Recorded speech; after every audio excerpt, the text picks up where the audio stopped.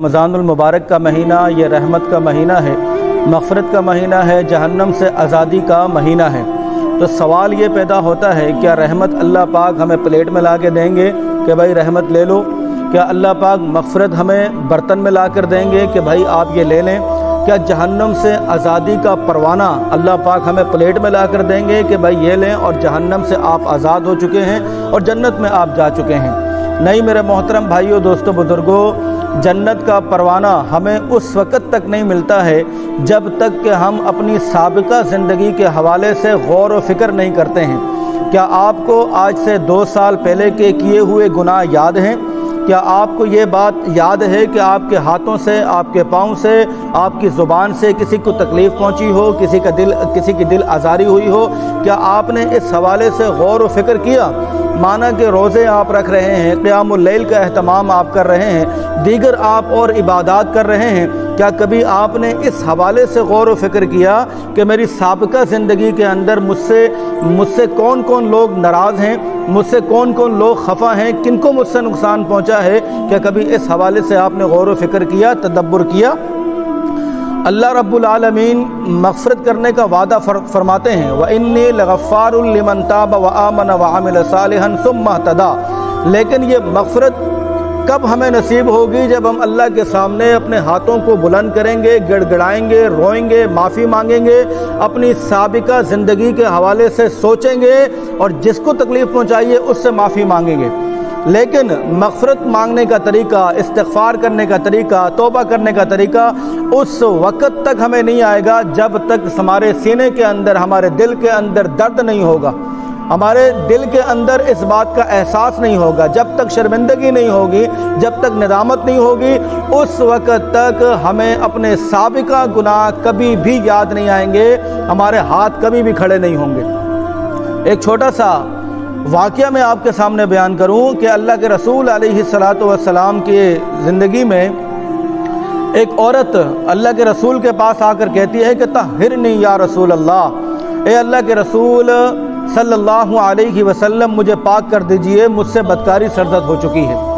اللہ کے رسول علیہ السلام نے اپنے چہرے کو پھیر لیا، یعنی کہ آپ نے یہ ثابت کرنے کی کوشش کی کہ آپ کو آواز نہیں آئی ہے۔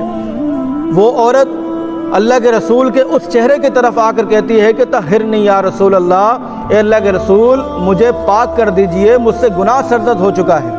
اللہ کے رسول نے پھر اپنے چہرے کو پھیرا تو وہ عورت اٹھ کر دوبارہ اس چہرے کی طرف آئی اور کہا کہ یا رسول اللہ مجھے پاک کر دیجئے۔ اللہ کے رسول نے فرمایا کہ گناہ تو نے کیا ہے، سزا تجھے ضرور ملے گی، لیکن تیرے بطن کے اندر جو بچہ پل رہا ہے اس کا تو کوئی قصور نہیں ہے۔ اللہ نہ ظالم ہے نہ ظلم کو پسند کرتا ہے، تجھے اگر سزا دے دی جاتی ہے تو ساتھ تیرے بچے کو بھی نقصان ہوگا جس کے بارے میں کل مجھ سے سوال ہو سکتا ہے۔ جاؤ جب یہ اولاد پیدا ہو جائے تب آ جانا۔ اولاد کب پیدا ہوتی ہے؟ 1 ہفتے میں، 2 ہفتے میں، 1 مہینے کے اندر، 2 مہینے کے اندر؟ اولاد کو پیدا ہونے کے لیے کم سے کم 9 مہینے درکار ہوتے ہیں۔ کیا 9 مہینے کے اندر انسان کا ایمان ڈگمگا نہیں سکتا؟ کیا انسان کا جو ارادہ ہے وہ تبدیل نہیں ہو سکتا؟ بالکل ہو سکتا ہے، اور اس وقت جب اللہ نے اس کو اولاد سے نوازا ہو، چاہے وہ اولاد بدکار ہی کیوں نہ ہو۔ میرے محترم بھائیوں، دوستوں، بزرگوں، جب کوئی ایمان والا اس سے گناہ سرزد ہوتا ہے تو اس کا دل بے چین ہو جاتا ہے، تڑپ جاتا ہے، وہ اس بات کی فکر کرتا ہے کہ یار اس گناہ کا ازالہ ہو جائے، اس گناہ کی معافی ہو جائے۔ اس کا دل ایک جگہ پر نہیں ہوتا بلکہ اضطرابی کیفیت میں چلتا رہتا ہے، اس کو پریشان کرتا رہتا ہے کسی طریقے سے یہ گناہ جو ہے وہ دھل جائے۔ اور آج کا مسلمان دن میں روزہ رکھتا ہے، روزہ رکھ کے ماں بہن کی گالیاں بھی دیتا ہے، روزہ بھی رکھتا ہے، لوگوں کی دل آزاری بھی کرتا ہے، روزہ بھی رکھتا ہے، لوگوں کو تکلیف بھی پہنچاتا ہے، اور بڑے فخر سے کہتا ہے کہ جی انا صائم، میں تو روزے دار ہوں، جی میں روزے دار ہوں، روزہ رکھ کے سارے گناہ کر رہا ہوتا ہے۔ یہ عورت جاتی ہے اور 9 مہینے کے بعد اپنے نومولود بچے کو لے کر اللہ کے رسول کے پاس آ کر کہتی ہے کہ یا رسول اللہ یہ ہے وہ بچہ کہ جو گناہ کے سبب پیدا ہوا ہے، اب مجھے آپ پاک کر دیجئے۔ اللہ کے رسول بچے کی طرف دیکھتے ہیں، اس کے سر پر ہاتھ پھیرتے ہیں اور آیت پڑھتے ہیں کہ حولین کاملین لمن اراد ان یتم الرضاع۔ ہم اللہ کی نافرمانی کیسے کریں، اللہ کی بات سے دوسری طرف کیسے جائیں؟ اللہ کا حکم ہے کہ اپنے بچوں کو کم سے کم 2 سال تک کا دودھ پلاؤ، کم سے کم 2 سال کا دودھ پلانا چاہیے بچوں کو۔ اس آیت سے ثابت ہوتا ہے اے بی بی جاؤ، جب یہ بچہ کھانے پینے کے قابل ہو جائے، روٹی چبانے کے قابل ہو جائے تو اس وقت آنا۔ بھائی ایک بات بتائیے کہ بچہ روٹی کھانے کے قابل کب ہوتا ہے، چبانے کے قابل کب ہوتا ہے؟ 1 ہفتے میں، 2 ہفتے میں، 1 مہینے میں، 2 مہینے میں؟ کم سے کم 2.5 سال کا عرصہ جو ہے وہ درکار ہوتا ہے بچے کو کچھ چبانے کے لیے۔ لیکن ان 2.5 سالوں کے اندر قابل احترام دوستو، ان 2.5 سالوں کے اندر بھی عورت کا ایمان ڈگمگاتا نہیں ہے، اس کا ارادہ تبدیل نہیں ہوتا ہے جب کہ اللہ پاک نے اس کو اولاد سے بھی نوازا ہے۔